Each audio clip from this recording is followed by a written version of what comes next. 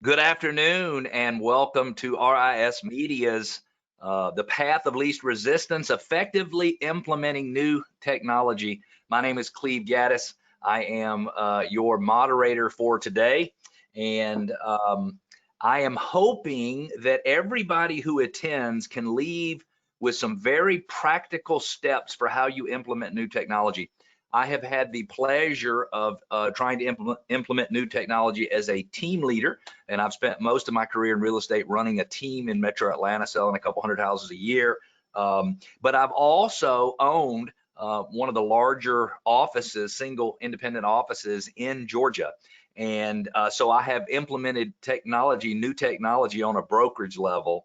And I don't think that I have done many things in my career as a real estate licensee and a real estate broker that made me feel as incompetent, that made me feel as unprepared, as helpless as I felt when I was implementing new technology, because here the company is trying to invest significant funds and significant resources. And, back then we would get our adoption rate for something that was an agent-based technology or consumer-based technology. I mean, we'd be happy if we get it to 20%. And then, we'd have an accounting person who was supposed to be using a new software that we were implementing, who 6 months later was still using her Excel spreadsheets and showing us, here's your thing. And I just felt helpless. And so I'm hoping that everybody who's listening today can come away with some very practical steps they can use to improve how they implement new technology.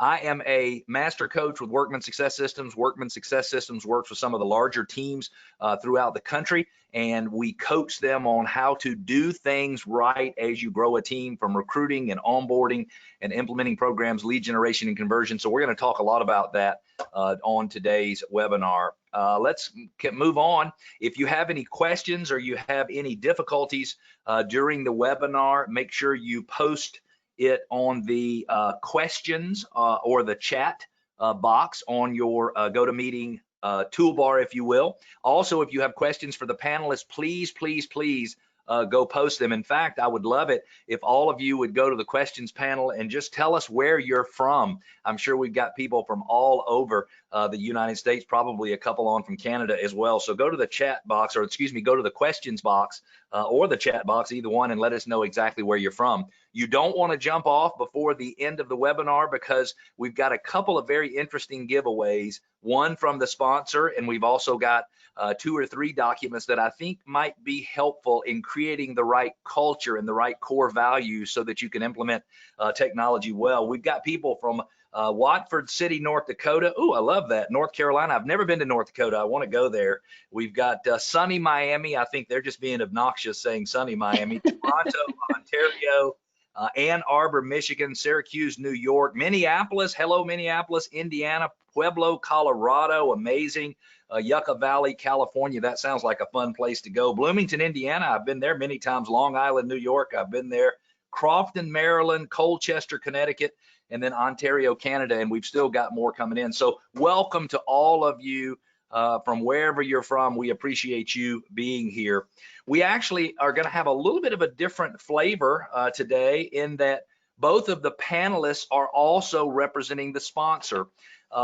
When we did our call to kind of get ready for the webinar, I normally try to decide, okay, do I need independent panelists, or can I use people from the sponsor to give good information? And I decided in the middle of the call that we didn't need any independent panelists, because these two people, they understand how to implement new technology. They know best practices and tips and tricks and all the things that you need to do in order to put new technology in place. But Rachel Botno is a vice president of operations in charge of back office at Constellation One. She's an experienced real estate broker and a brokerage operational leader. She has helped thousands of brokerages implement back and front office software over the past 15 years. And that's a lot of changes in 15 years. She is a key resource for advice on who, what, and why for brokerage technology. So welcome, Rachel. We're glad to have you. Thank you. Very excited to be here. Let's also introduce our next panelist, and we've got Mehul Patel.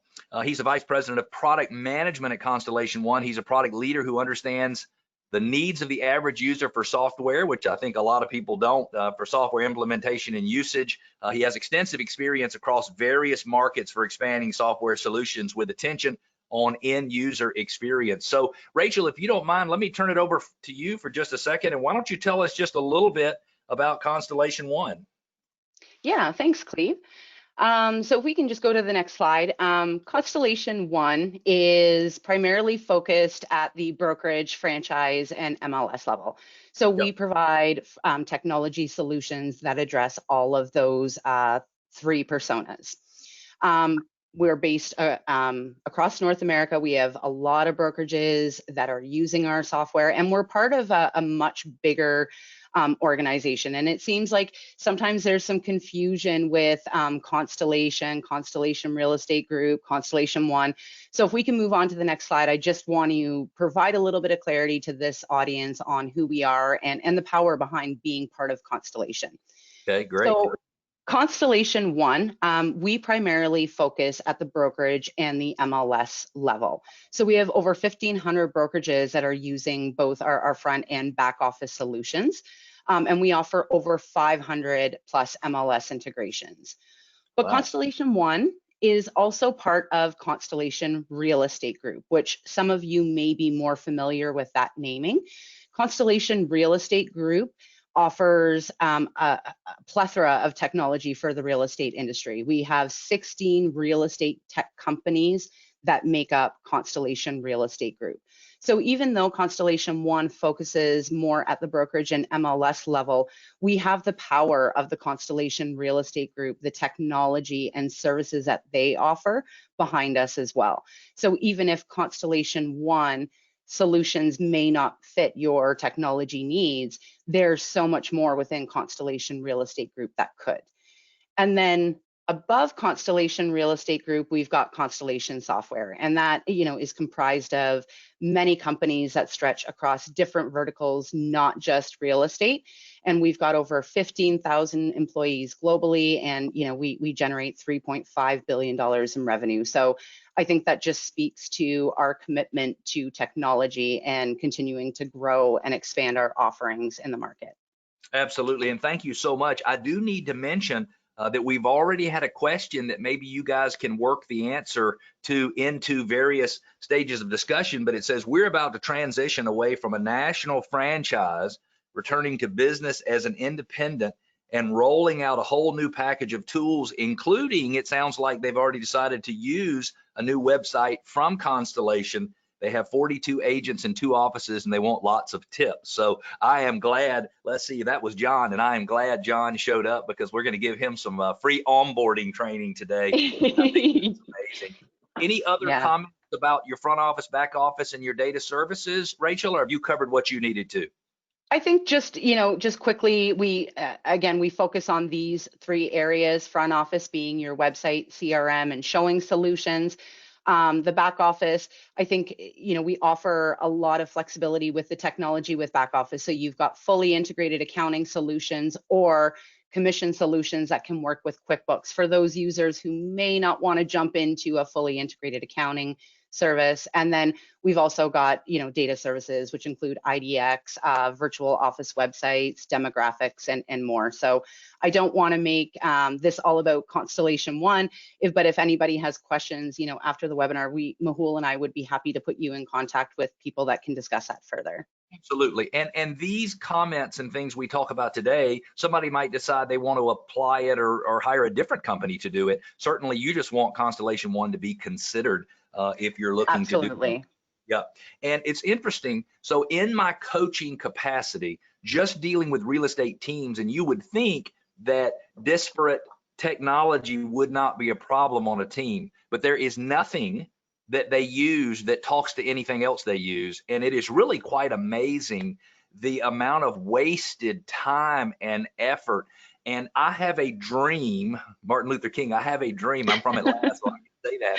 I have a dream that someday everything is together. everything is together. So my front end CRM, my back end CRM, my transaction management, my paperwork platform, everything is together. And then I combine that with some artificial intelligence. Someday, if it'll just tell me the 5 people I need to call today that'll list the homes, it'll certainly make it a lot easier. I don't know that we're there yet. But so let's walk into our first topic, and that is, what are best practices for investigating new potential technology opportunities? And let me just preface this. What I think as the broker owner, what I think as the team leader are the right opportunities from a technology standpoint are very rarely the right ones. And it sounds weird, but it's just because I look at it from my own lens. I look at it from my own 20 years worth of experience. And so if I'm not being sensitive to the people who are within the organization, and more importantly, the real needs of my consumer, whether my consumer is an agent or my consumer is a buyer or seller, I'll probably make some bad decisions on technology. So I am looking forward to hearing what you think we should be doing when we investigate new technology and make some choices as to what we need. And if you don't mind, Mehul and Rachel, we'll just kind of alternate, and whoever wants to pop in and answer the questions, let's just do it and have a discussion. And then remind, if you're an attendee and you want us to ask a question, you just post it and I'll make sure that I see it and I'll bring it up, even if I have to interrupt, because I want to make sure those get answered. So who wants to tackle this one first? I'd be happy to tackle it first. There you go, Rachel. I could tell you were leaning forward. I could tell. I was leaning in. I love it. So I think the first place you want to start when you're investigating new technology opportunities is really identifying what the gap you're trying to fill is. So there are multiple levels of gaps, right? Are you trying to get more robust reporting? There is the broker list. So, a broker would come up with a list of, here is what my current technology provider cannot give me. And that list should be driving, your investigation with different technology partners. But there's a secondary list that often gets missed, and that is, what is your staff's list? You're thinking from the broker lens, you're thinking about maybe agent retention or recruiting, and you're thinking about these items in terms of what you need from technology. But your admin staff are typically the ones that are running the back office, front office. They're the ones interacting with the software every day. So they're going to be the best source to tell you where those operational efficiencies or where you can make a gain using that technology. And if you don't bring them in, you're really missing a huge piece of your technology needs and requirements. And so if you had to sort of suggest a short list of these are the people you want to have included in the conversation, and so far I have 3 sort of operating tips as people move forward from here. Number 1, do a gap analysis, which we probably could explore that a little bit more, because I'm not sure everybody understands the real benefit of here's where we are, here's where we need to be, and let's just concentrate on closing this gap. Who needs to be involved, and then what are the needs of the people that you have involved in the process? So who else should be involved? I think if you're looking, it depends on the technology you're looking to replace. If you're looking to replace your front office, your CRM, your website solution, you definitely should be involving a subset of agents to get their feedback on what's working well and what's not working well. On the back office space, you're going to lean more towards your transaction coordinators, your deal secretary, your admin, and your bookkeeper, because they're going to be the ones to tell you where those gaps or where those, oh gosh, this is just so frustrating. If we could automate this, this would, save us a couple hours a day. So they're going to be the ones that are going to give you that list of, here's my dream wish list for technology. And then combining those 2 lists is how you start your investigation for your technology partner. And if you have a committee, depending upon what type of new technology you're trying to implement, do you have best practices for how that committee might make a recommendation that sort of everybody is bought into, that now ownership or management or leadership can buy into as well? I imagine that's a little tricky in some cases. Yeah, I think you're always, and Mehul, feel free to add, but I think you're always going to have people that, you know, have their list, and it's kind of coming from a me perspective versus, you know, the kind of whole group perspective. I think what would be good is having that committee, surveying them on, you know, what are your top 3 or 4? Because if you give them, you know, just say, hey, give me everything that you want on your wish list, it's going to be like Christmas time. They're going to, you know, put everything on there. So, you know, you have to be a little bit realistic when you're looking at your technology partner on what are the top 5 things you're trying to resolve. It's going to be very hard to find somebody who can do every checkbox for every agent Right. on their wish list. Right. That makes sense. Mahul, you were leaning in as well just a minute ago, so please. Yeah, I think Rachel covered a lot of the key points in terms of who to involve, depending on the solution that you will want to bring into your firm. I'm going to talk a little bit about the how that is going to, what way a broker should think about in terms of how they can make that decision. So obviously, getting all of the input from the different doers, right, or users of the software is crucial. Yes. And you might end up in a place where not every solution is going to check every box, and that's going to happen. That's just the reality of the different needs that might be out there. Right. So creating a structured process, in some cases it might be an RFP if it's something that's large enough. In other cases, it doesn't have to be as complex, right? But at least having a matrix of, here are all my needs, and these are the needs that are being checked off by these solution providers, Yep. right? And that creates the appropriate amount of transparency for the folks that are, involved in the day-to-day. They get a sense that they contributed to the decision, and so they're going to use the product, even if it has a few things that it doesn't do. But it comes across, and it addresses, I think, Cleve, what you said earlier when you opened the segment. It addresses the person that is going to default back to their Excel spreadsheet because they were involved in it, and they know exactly going in what it can and what it can't do, and how it's going to work. So for those who are trying to take notes and summarize, and by the way, we've got Jose who needs to jump off at 3:30 for another meeting, wants to know if we'll send the recording out, and we will send a recording to everybody who is an attendee today. So Jose, you nor anybody else needs to worry about that. So I want to give you 4 takeaways from this section. Number 1, what's the gap? Number 2, who are the important who's? Who are the important who's? Who do we need to have involved that's important? I think we've got our team needs. In other words, what does the team think that we need? And then I think you mentioned something that is a separate step, which is you have to have sort of an empathy training at the beginning of the exercise, so that Cleve looks at things from Mehul's standpoint, and Mehul looks at it from Rachel's standpoint, and Rachel looks at it from Cleve's standpoint, because not everybody is going to be able to get what they want. We're going to have some compromise in determining what we need to do in order to move forward. So let's change our discussion now, if we can, from, okay, you've been through the 4-step process to decide we wanted new technology. Now you're ready to move forward getting the technology. Now this, as a broker owner, is I would get the sickest feeling in the pit of my stomach when I was getting ready to make a technology decision and commit to buying something, even if it was not a huge cost, but it was just an ongoing monthly cost forever. And I would just say stressed out. So I would imagine that I'm not the only one that would feel that way. So what are our best practices for, the timing, the purchase, the implementation of those programs? And I'll let either one of you start, whoever'd like to go. Yeah, I can start off this one since Rachel started the first one. So once you've got a good idea of everything we talked about in the first point, Yes. then it's important to start understanding the implementation time frame, right? Okay. And the overall process of implementation. So it's important to understand, if you have any kind of resource needs, right, of your existing staff members to support the implementation, right? Yes. So that they might want to test it, they might want to run some cycles so that they can go from end to end.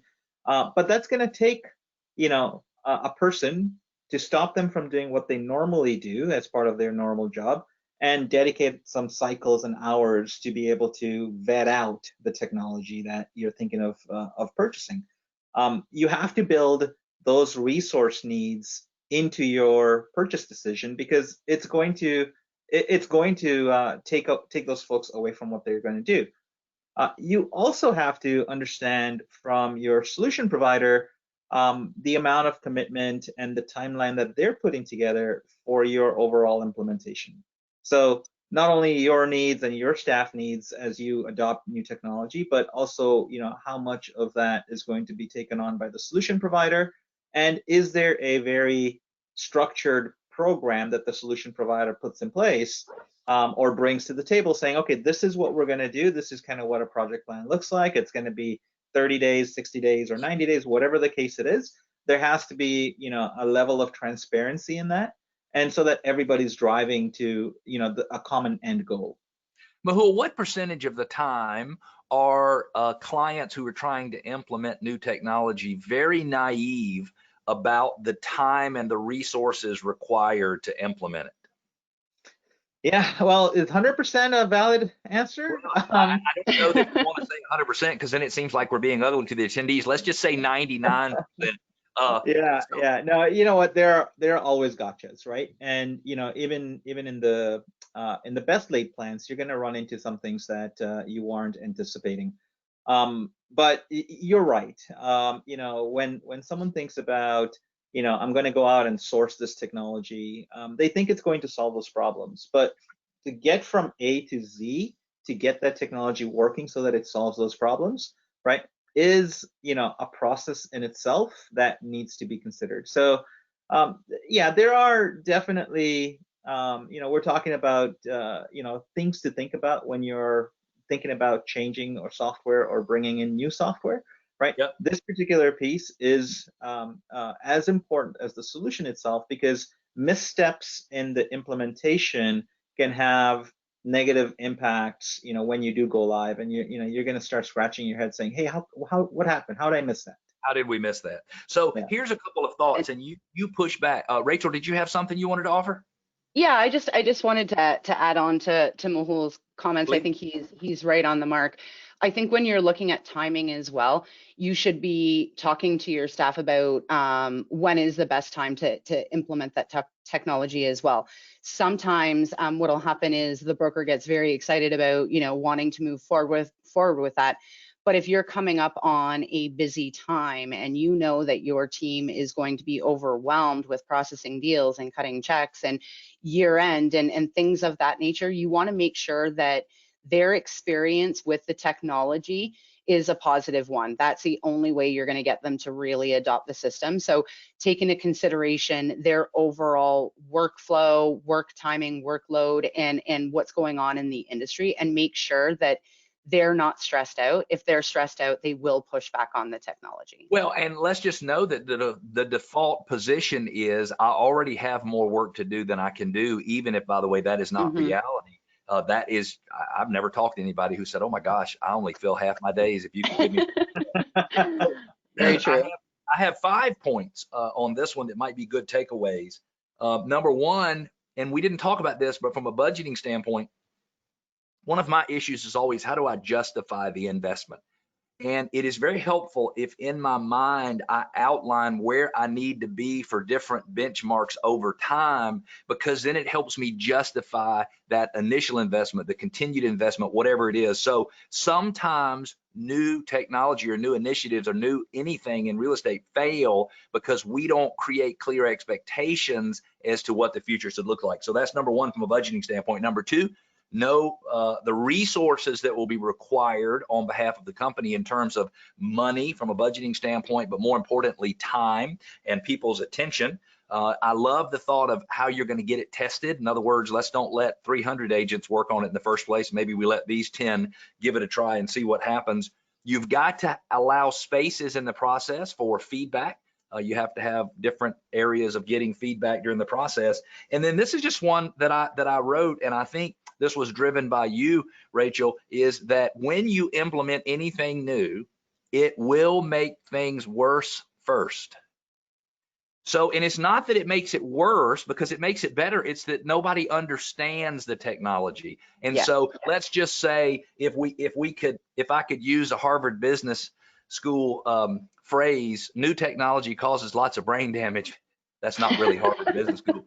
But when you think about it, you try to implement something new in the business, it causes all kinds of problems. And so we should understand that if we're here and we move to here, things might get a little worse, or they might be a little more problematic before they start getting better. And I think that's a very important thing. So the next thing we want to talk about is what's required in terms of investment from the broker. And Mehul, I know that we want to talk about, upfront investment, service as a solution. Do they have the right staff? So I'll just kind of turn it over to you and let you start the discussion, if that's okay with you, Rachel. Yeah, absolutely. So I think, when you're looking at technology, it's not just about what is my, setup fee going to be, what is my, monthly fee going to be. It really is looking at the broader picture, right?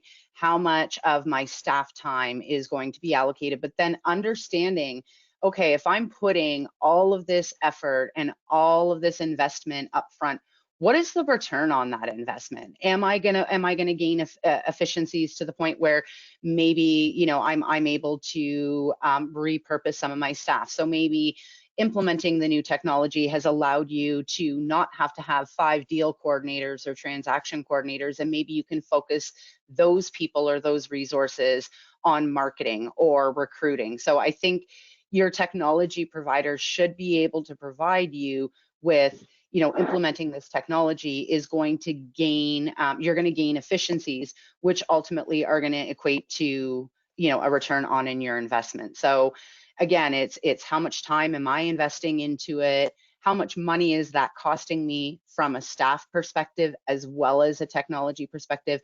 And then what can I expect as my return on investment? And a lot of times you're not going to necessarily see that day one after you go live, right? And you should be asking those questions as well. How long is it going to take for me to see this return on investment with technology? Yep, absolutely. Mehul? Yeah, I think some of the other areas that you should think about in terms of your investment are going to be any kind of indirect cost that is associated with bringing that solution into your firm, into your office. Thankfully these days, several of our solutions are SaaS based, right? So, as service providers, we host them, we maintain them, we keep them. But there are certainly solutions, specifically in back office environments that require the software to be installed and run locally at the office. So, that is going to have, an inherent need for someone to maintain that solution, someone to have, do you have the right systems, workstations, computers that can run it? Are there any bandwidth requirements that you need to think about? Do you need to upgrade your commercial internet access, for example? Right. So there are these third-party costs that should also be. And sorry to interrupt, but you also have how do people access it remotely if it happens to be hosted locally? We probably spend $3,600 a year just keeping the security and everything up to date on the servers and keeping them clean so people can pipe in from all over the place to work on them. So there's a lot of additional cost when it's housed in-house versus online. Yeah, absolutely. And those are the types of things, right? So, you're not only thinking about, hey, I'm going to pay ABC company this much money monthly or, for a license or whatever it is, but in order for me to run this thing, I also need to do XYZ here, and it's the total cost of ownership that you should be looking at. Love it. So you need to make sure you're looking for your return on investment. You need to understand the other options, and then those additional, I'm going to call them hidden costs, the costs that you don't think about until, after you agree to do something in-house or however you decide to do it. There are costs associated with it. There are costs associated with doing it online as well. So just making sure that you're considering those before you make the decision to move forward. So next step, and this is I just think huge, but you need to make sure that when you are a broker, when you own a brokerage and you're trying to implement new technology, that you don't look at the future through the lens of the past, because it just simply won't work. I and you, Rachel and Mehul, probably talk to brokers and people in real estate all the time that just want real estate to go back to the way it used to be. Well, the reality is, I'm going to also use another technical term, it ain't never going back to the way it used to be. It's going to continue to make progress and move into the future. And, you know, in 2000, when I got into the real estate business, we used dial-up DSL connections to get into the listing service, and nobody knew how to do it. And there was still a bunch of big books on the shelves. And so to say that we have had books with the listings in them, and to say that we've had tons of changes in the last 20 years would be an understatement. And the pace of change is going to continue to speed up, because there are a bunch of people who think that the real estate industry, agents specifically, make too much money. About $180 billion in gross commission income paid out in the United States in 2019. And a whole industry, cottage industry, technology industry, believes that that number shouldn't be that high, and that they can get in and take away some of that margin that would be for the brokers or the agents. So we're going to have to continue to deal with technology. And so I think, and I'm sorry, I'm turning into a panelist myself, and I apologize for that, but we need to make sure that we are understanding this is the reality of the future. How do we participate? How do we compete in that future? So let's talk, if you can, about maybe some specific areas that you see people keep their blinders on, and they need to take them off and consider other opportunities. Yeah, I think I'll let Mehul speak on more the front office side. I think on the back office side, what we see a lot is, you know, hey, I want improvements, I want better reporting, I want more automation, but then they want to recreate the system that they're moving from. They don't want to have to change, you know, the steps that they're doing, even though it's going to get them to a different end result. So it's really a matter of accepting, when you're looking at implementing your back office technology, that it's going to be different, and people generally don't like change. So that is something that is usually hard for them to wrap their arms around.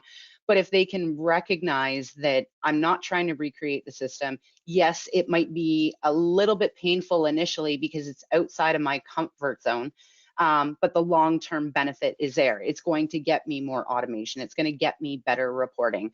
So the biggest piece of advice I could give, you know, the brokers and the admin staff is, don't try to recreate the system you're moving away from. You know, look at the new technology, look at what it can offer, and get excited about that. Don't think and do a comparison. Well, I used to do it, you know, in this sequence in my old technology, and now I have to do it in this one. Take that off, look at it from a fresh lens. Forget the software that you have that's not working, and fully embrace the technology that you're choosing to move forward with. Love it, love it. I made a note as you were speaking, and I think one takeaway I would love everybody to get from this particular step is, when you hear something that makes you reject it, when you hear something that makes you go, oh no, forget that, instead, I think we need to go, and we need to think about it. So Howard Brenton, who is was an amazing real estate trainer, said, how do we get out of judgment and into curiosity? And talk about people who are in judgment, real estate agents with their big egos, and unfortunately I am one, so I am qualified to say that real estate agents have big egos. And the issue is, they won't stop. They won't stop all the noise that's going on in their brain and pay attention so they can learn something. And I think this is just huge. Mehul, any comments about taking your blinders off, and places where you see people typically have them on? Yeah, you know, ask questions, right? You know, you don't know what you don't know. And so you don't know what might be better, you know, a workflow that might be better completed, you know, through that particular solution. So, you know, talk to that provider, talk to the vendor, and ask them for, you know, hey, what are your best practices? How have some of your other clients implemented your solution? You know, how have they addressed this problem that I've had? And you know, as you start talking through that, it will naturally come where you'll start connecting the dots of, aha, you know, if my website spoke to my CRM, which then spoke to my back office systems, right? Then I just have, a very efficient way of looking at, my entire lead to close process, and, I can connect these dots, right? But, brokers, and this goes for really, any kind of business, right? Like the number one thing that you're focused on is facilitating real estate transactions. So, providing your agents with the right tools and the right systems to complete a transaction, right? But if you think of them individually, then you could be missing some capabilities that are available through technology to kind of tie them all together. So I think as a broker, if I started thinking, okay, what are these steps that are included, red flag. I think if I started thinking, okay, who should be included, probably red flag that I've got my blinders on. If anything pops up that I'm not I'm not embracing the discussion on, I don't have to agree with it in the end, but I have to embrace the discussion. And then I think the end result should be different in all cases, but better. You know what I'm saying? So what is it that we're looking for? Because so if you said to me, hey, Cleve, we're going to do a project in the yard and we're going to do it this way and it's going to be different, I would have a hard time with it. I love to work in the yard. I do it all the time. I have certain ways of doing things, but I might be able to save 50% of my time and 50% of my cost if I do it differently. And so that's kind of the takeaway. We've got a question right here. Do you have any recommendations of a company consultant who can help a brokerage review their tech stack and determine where there are needs or holes? Yeah, I think one of the ways that you can get that type of consultation is by, talking to some subject matter experts who are, who have experience implementing technology in brokerages, and not just Constellation One, but certainly just any technology provider in the space. Talking to their sales teams or talking to their implementation teams, right? Can certainly help you understand what's out there. Mm-hmm. Well, I think that's very interesting. We had a client hire us 3 years ago to basically help them go from a franchise to an independent and to put all the systems in place. And it was amazing the benefit that client received, because I see so many different brokerage models and I'm like, oh, that's the best of that and that's the best of that. And it was, by the way, the consulting gig was last 6 months and we're 3.5 years into it, and because they keep working on new stuff and recruiting and training and developing. And so I would assume if somebody wants to have a conversation, they could have a conversation with Constellation One, and you guys would, there's no charge to look at their situation and see what they might be missing. Is that right? Absolutely. That's correct, yeah. Perfect. So let's talk about partnering with an entity that understands the importance of feedback, because I think this is huge. Yeah, I think, oh, sorry, Mehul, you leaned in and I jumped the gun on this one. I think, it's important that you invest in a provider who understands the importance of getting that feedback. The brokers, the admins, the agents, you guys are using the technology, day in, day out. You are the best source for us to determine what product improvements we want to make. What is our roadmap going to look like that's going to align with the industry needs? So, your vendor should have an advisory council. They should be collecting that feedback. They should be wanting to get on the phone and engage with both the brokers and the agents to understand what those technology needs are. If you're just focused on the brokerage level, you're going to miss the technology needs of the agent, because again, the broker's looking through that lens, vice versa on the agent level. So you want to make sure that you ask your technology provider how often do they have these advisory councils? How do they take recommendations on enhancements? How often, are they communicating their product roadmap? Are they giving you the visibility you need to see that they're a serious technology provider that is interested in continuing to grow with you? Exactly. And, as a technology company, do they have their blinders on? That's what I'd be asking myself. Do they have their blinders on? Yeah, absolutely. Last comments, Mehul, on this subject? Yeah, I think Rachel covered most of what I would have said. One other, just a couple of things, like on the roadmap side that Rachel talked about. Yes. ask them to provide you with, the roadmap from their past 12 months. What did they, what did they improve in their system? Look for some key highlights in those release notes that they give you and say, hey, I see that every month you've consistently delivered something. Or, not only are you delivering features, but you're also showing through historical release notes that you're investing in your technology. You updated XYZ technology component, or you moved from one system to another, for example. Absolutely, such good stuff. And so I think you just got to be working with somebody that wants to collect feedback, that knows that the way we do business next month is different than the way we do business this month. And in the real estate industry, as in any type of financial industry, it is changing fast. So let's talk about generating additional revenue through your new technology. I'm sure if I could be in the heads of most of the attendees who are on the call as brokers, they're like, okay, great, this all sounds great, but I don't want to spend a lot more money. I'm not making a lot of money as it is. And so, what are some revenue opportunities you might have through your through some of your technology? Yeah, so there's certainly net new revenue opportunities, and a lot of our front office products will fit that need. And then there's also cost save opportunities for the back end side of it. So let's, if you think about net new revenue opportunities, then in this particular landscape, technology is what now drives all of those leads to a broker, Yep. and eventually to an agent. So bringing in solutions that create modern looking websites, interfaces that are engaging and allow for users to kind of use them like they use all of the other consumer products like Facebook or Amazon or Google.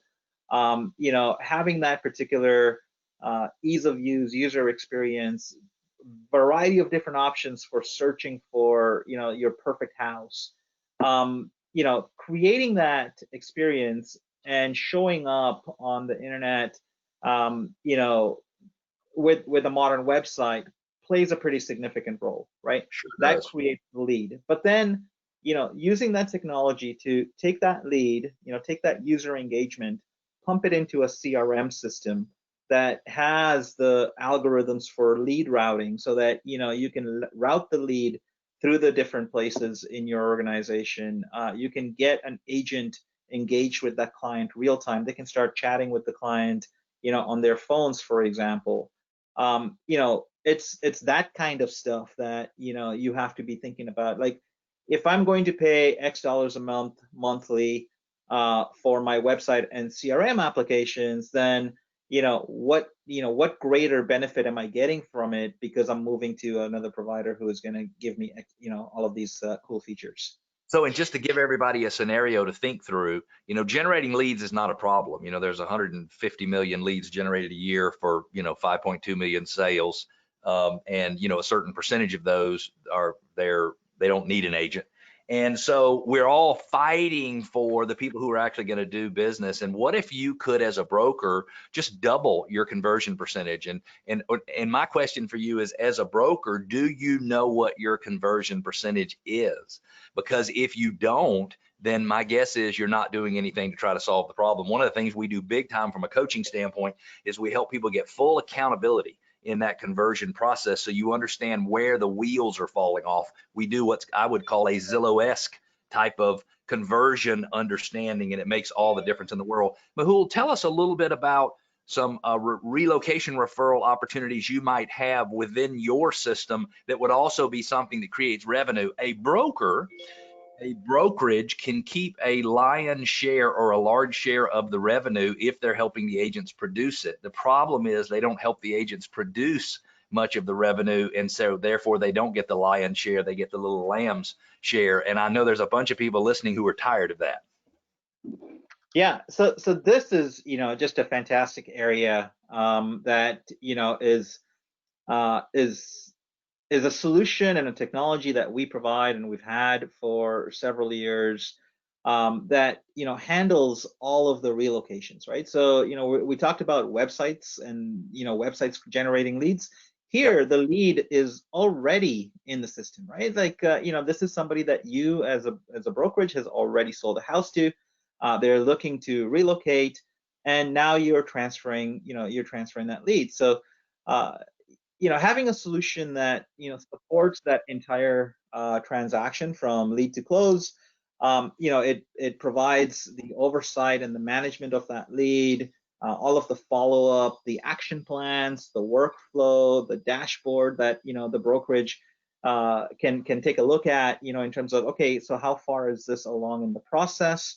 And ultimately, the relocation software that Constellation provides, allows the brokerage to assess the effectiveness of all of their agents, the effectiveness of the office, and of the relocation department in general. Love it. Any of the attendees who actually do relocation know that it is that local provider's ability to deliver on the service that has been committed to in the process that is really, that's how you live and die. Rachel, anything you want to add about relocation referral opportunity? No, I think the only thing I would add about additional revenue opportunities is, your agents are your biggest source of revenue. So when you're providing them with the tools and the technology to effectively do your job, you're just naturally increasing that revenue, right? So making sure that they have the tools that they need to be able to bring more revenue into your office. I guess that's my only additional comment that I would add.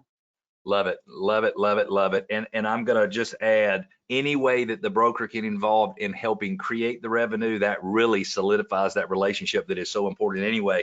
A lot of people ask all the time, why are teams taking over in the US? Why is that happening? And the margin is going from the broker to the team. Well, it's because the teams contribute to the overall production of the team members. And in a lot of cases, as we mentioned before, the brokerage does not. And I'm sorry to keep harping on that, but if you want to get a good margin off of the commissions that flow through your business, you need to be partnering with those agents. Let's talk a little bit about data transition migration. You've got all your stuff in your old system. You're going to move it to the new system. How the heck does that work out? And are there some best practices? Yeah, I think from Oh, go ahead, Rick. we did it again, Mahul. I think from the back office side, you'll definitely want to understand what type of import options they have, how you can integrate that data. But the one thing I will challenge brokerages and brokers to think about is, how confident are you in the data you have? So especially from a back office and the accounting perspective, if you're not confident in your existing data, you don't want to take that data and move it into a new system. So sometimes it's better to, in the accounting world, start with an opening numbers posting if you're not confident that your accounting data is up to date, versus trying to clean up messy data and then migrate it into this new system.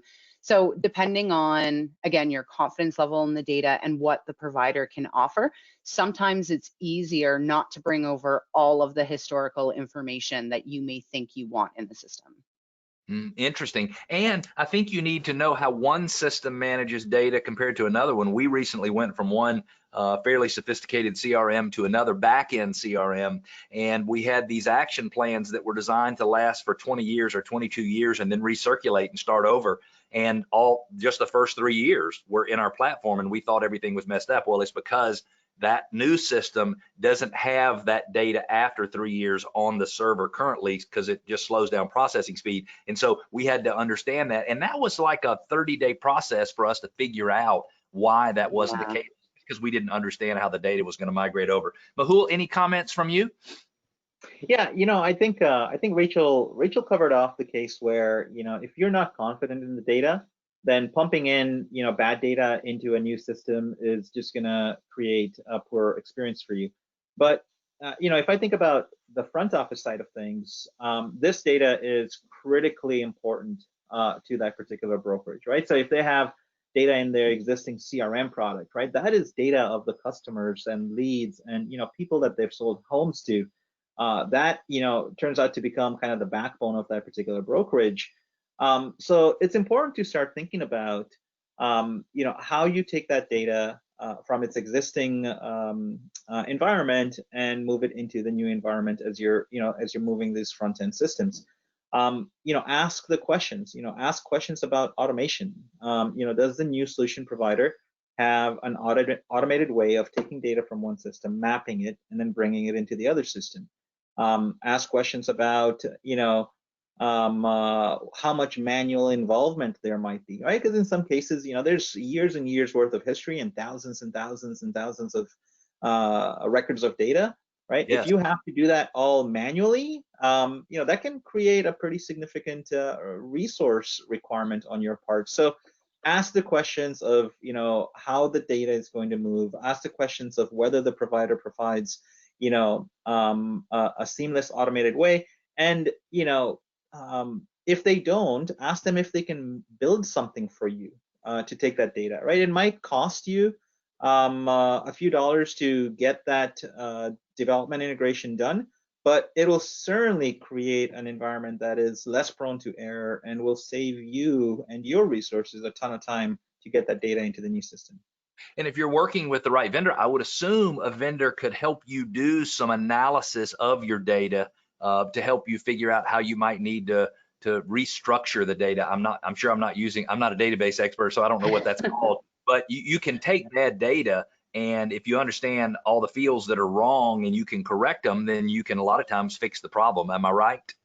Yeah, absolutely. And that's one of the areas that any reputable solution provider is going to help with, because they understand that you're going from one system to another. You're not going to start from scratch, right? So there's always a collaborative way of putting that together.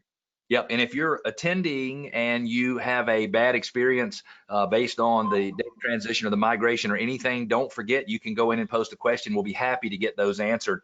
We've got about 8 minutes left in our presentation today, and we've just got a couple more topics to discuss, so we're doing great from a timing standpoint. Let's talk a little bit about data security. We every year, our requirement to keep people's information secure the bar gets set higher and higher and higher. And so that's always something that worried me. We do some property management, and we have tons of background checks and all kinds of things that we're keeping, and we have to make sure that that stuff stays where nobody can get to it if they're not supposed to get there. If somebody can, I would be liable for it. So let's talk about data security and some of the things that you think people should focus on in terms of protecting that data. Yeah, so I can start off with this one. We talked about earlier. Thankfully, a lot of the technology systems that are provided today are software as a service, right? Yes. Where providers like ourselves here at Constellation One will host that data for you, will host the platform, manage it, keep it secure, and we have teams of people that will continue to manage the platform and also secure the platform. So from that point of view, if you're sourcing a hosted solution, some of the questions that you should be asking your service provider are there any specific security requirements that are associated to the data that they keep, right? So for example, if they're facilitating transactions and maybe these are card transactions, then do you comply with PCI standards? Right. You want to ask questions about how often their products undergo security and vulnerability assessments. You want to find out if their product has ever had a breach, and you should also take ownership of some of this work and do a little bit of research on the reputation of that particular solution provider. Have they had a breach? Have they been sued, or are they involved in any lawsuits where they're liable for the data that they were holding on to? So it's those kinds of things for these hosted products that you wanna make sure you look at. For any product that you bring in your own environment, that you install and you maintain in your own business, you have to make sure that you're putting in the right amount of resources in the software that secures that data. So, encrypted hard drives, for example, firewalls, each user having their own credentials, right? So things like that. You're not sharing usernames and passwords. You don't want all your accounting staff using the same username and login. yeah, that makes it a little difficult to figure out what happened where. That's exactly right. Yeah, so you have to think about those things because, as you said, right, we have a ton of data. We have a ton of personally identifiable data, and it's our prerogative to make sure that we keep it secure. Again, as solution providers, for us, we go through that, and anybody that's thinking about installing software, that needs to be local in their office, they should think about all of the security that goes around that as well. Absolutely, absolutely. If you have any questions, if you're an attendee and you'd like to get the questions answered, let's make sure we get them posted so we can get them answered before we get finished. What final comments would you like to make, Mehul, and then you, Rachel, just about the process of implementing new technology? If you're going to do it and you're going to spend your company's time and money and other valuable resources, you want to make sure you get the best return on investment you possibly can. So any other takeaways? Yeah, I would just say that you always have to consider technology that is going to enhance your particular user engagement, right? So it's going to be something that your end users, whether it be agents or whether it be folks in your back office, are going to use. It's going to make their lives better. You should always, even if it is just, a few dollars a month, or if it is, thousands of dollars a month, you should put in the right amount of due diligence in terms of picking a vendor. Because you could bring in a piece of technology that might be $49.99 a month, right? But it could end up having so many gaps that it costs you a lot more than what you're paying on a monthly basis if you run into a problem. Yeah, that's an amazing point. Got a listener question, Rachel, before we go to you. Is there any program that offers a module that agents can access securely processes and procedures so it can change manuals for the team to access online for reference and not allow downloading? Oh, so what they're asking for is there any technology out there that would allow a broker to change policies and procedures manuals and operation manual and it be protected so people, when they logged in to get it, they wouldn't be able to make any changes or edits to it? I think that's the question. Sorry, that was a roundabout way of getting to it. I apologize. Yeah, I don't think we have anything specifically geared to that function. That's definitely interesting. I think Mehul and I could definitely take a look at our product offering if we have anything kind of something similar, but nothing comes to top of mind on that one. Well, and what I've seen brokers that, believe it or not, actually use Google Drive, and they change the edit permission so that only the people who should have edit permission have permission to edit, and other people can make copies. SharePoint and applications like that can do that as well, and that can control that version history and make sure that nobody can edit it. Yep. And we've got just a couple of minutes. Rachel, any final comments you'd like to make? Then I want to talk to everybody about a couple of giveaways, and we'll excuse everybody for the day. Just to add on to what Mehul said, take your time and do your due diligence with your vendors. Make sure you're investigating what integrations they offer, the flexibility of their APIs, because you may not find everything that you need with one technology partner. So you want to make sure that as you're investigating that, you also understand what other options and what other partners they play nice with. So that would be my last piece of advice. Love it. If you've attended, be on the lookout. You're going to get an email from the GoToWebinar system after the webinar. You're going to have a link to be able to download a free guide, Overcoming the Hurdles of Changing Your Back Office. And I have taken a look at this. It's amazing. You definitely want to pay attention to that email and go and get a copy. And then we've got a few Workman resources that we are providing for you. It's interesting that we had a question about an operations manual that people could get to and not make changes to, because as part of the free downloads from Workman Success Systems, we're going to give you guys the backbone of a typical Teams operation manual. This is much more sales operated manual than it is a brokerage operated manual, but you'll get the sample of the operations manual. You'll get our 6-step process for creating core values, and then you'll get, I believe, 10 different samples of core values for other teams and other brokerages throughout the country. And you'll get all that for free by going to workmansuccess.com/new technology. We will send everybody at the conclusion of the webinar, or as soon as the video has rendered and is in YouTube, everybody will get a link so they can go back and watch the video, which will have the full presentation and the whole 9 yards. Mehul, thank you so very much. You were a wealth of information, and I enjoyed visiting with you today. Rachel, same to you. You guys have given some very helpful information, and I'm hoping that those who attended took just enough notes so when they implement new technology, they won't feel helpless like I did. Take care, and thanks for attending, everybody. Thanks for having us. Thank you, Bye-bye. everyone. Thank you. Bye-bye. Bye.